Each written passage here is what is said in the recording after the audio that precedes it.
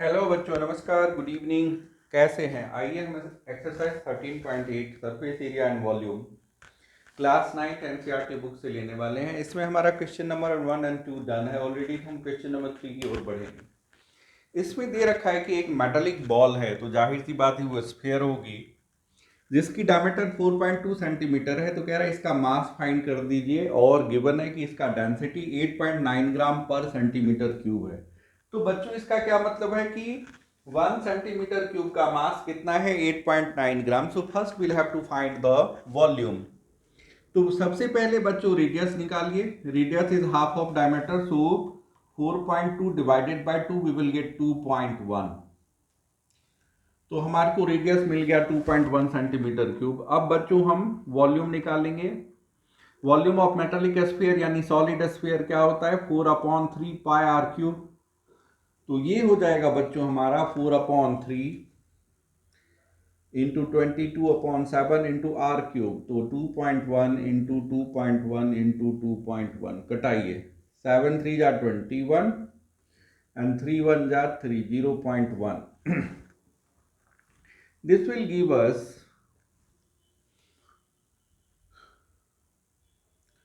4 into, देखिए 21 जा 441 into 0 1 441, लेकिन 1 2 3 प्लेसेस हैं तो ये हो जाएगा 0.441 मल्टीप्लाइड बाय 22।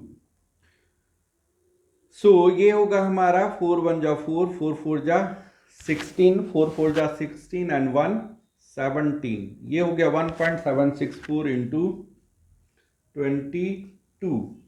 इसको मल्टीप्लाई कर दीजिए तो 22 4 जा 88, 22 6 जा 132 और 8 140, कैरी फॉरवर्ड 14, 22 7 जा 154 और 14 168, कैरी फॉरवर्ड 16, 22 1 जा 22 और 16 38। तो ये आ रहा है हमारा 38.808 सेंटीमीटर क्यूब। अब इसका मास, डेंसिटी से मास इक्वल्स क्या होगा? Volume into density VD. तो 38.808 मल्टीप्लाइड बाय 8.9, इतना ये ग्राम में आ जाएगा। ठीक है बच्चों, तो आइए हम इसे कैलकुलेट कर लें। 38.808 इंटू 8.9, तो ऐसा करने से हमारा आ रहा है 345.3912 ग्राम।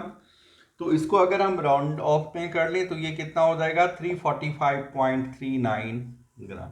इस तरह से इस मेटालिक स्फीयर का मास आ रहा है 345.39 ग्राम। उम्मीद करता हूं बच्चों ये क्वेश्चन आपकी समझ में आ गई होगी। अब हम लेने वाले हैं क्वेश्चन नंबर 4। तो प्लीज आप हमारे साथ बने। इस क्वेश्चन में है कि diameter of the moon is 1/4 that of the diameter of earth, then find the ratio of volume of moon is to volume of earth. तो let us assume that the radius of moon be r। तो radius of earth क्या होगी इसकी? 4 time, तो 4r। तो हमने क्या करना है? Volume of moon divided by volume of earth find कर देने हैं। तो कैसे होगा ये? आइए बच्चों आप हमारे साथ बने रहें। अब देखते हैं इसमें वॉल्यूम ऑफ अर्थ है ना, और volume of moon. Volume of moon ऊपर रखेंगे, वॉल्यूम ऑफ द मून नीचे लिखेंगे, वॉल्यूम ऑफ द अर्थ। ये हो जाएगा बच्चों 4/3 पाई, इस केस में आर है, और अर्थ के केस में 4/3 पाई। ये क्या हो जाएगा? 4r का होल क्यूब। तो 4/3 पाई 4/3 पाई दोनों में है, ये तो कैंसल्ड हो गए। अब क्या रह जाएगा? आर क्यूब अपॉन 4 4 जा 16 4 जा 64 आर क्यूब। ये कटा दीजिए, कितना आ गया? 1/64, यानी कि 1:64। इस तरह से फ्रैक्शन क्या हो गया? कहता है what fraction of is the volume of Earth as compare to volume of moon. तो क्या हो गया? 1/64 या 1:64। तो हमारा क्वेश्चन नंबर 4 बच्चों कंप्लीट होता है। आइए हम क्वेश्चन नंबर 5 की ओर बढ़े। आप हमारे साथ बने रहें प्लीज। इस क्वेश्चन में गिवन है कि एक हेमिस्फेरिकल बाउल है जिसकी डायमीटर 10.5 सेंटीमीटर है।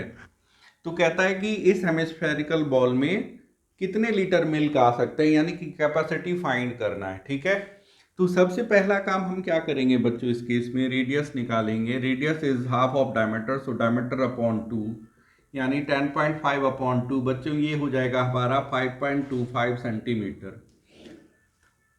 अब जब हम इसमें वॉल्यूम फाइंड करेंगे तो ये क्या होगा, 2/3 पाई आर क्यूब, क्योंकि वॉल्यूम ऑफ हेमिस्फीयर होता है 2/3 पाई आर क्यूब।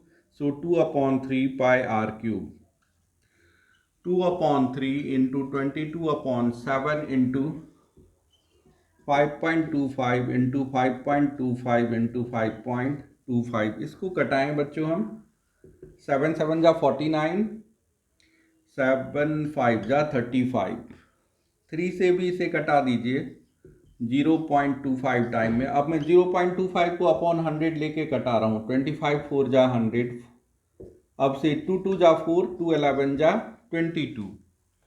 तो हमारे पास रहता है 11 मल्टीप्लाइड बाय 5.25 इंटू 5.25, जो भी आएगा इतना centimetre cube. 11 multiplied by 5.25 into 5.25। आइए बच्चों हम इसका कैलकुलेशन करते हैं।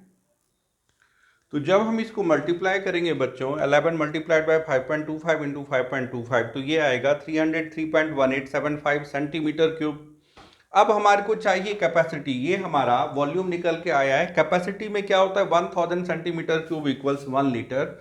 सो इस वॉल्यूम को आप 1000 से डिवाइड कर दीजिए। This will give you how much, 0.3031875, है ना। तो इसको जब हम राउंड फिगर में करेंगे तो अप्रॉक्स 0.303 लीटर हमारा आंसर आ जाएगा। तो इस तरह से हमारा क्वेश्चन नंबर 5 कंप्लीट होता है बच्चों। आज के लिए अब इतना ही, फिर हम आगे मिलेंगे आपसे, तब तक के लिए लेना चाहेंगे विराम। जय हिंद।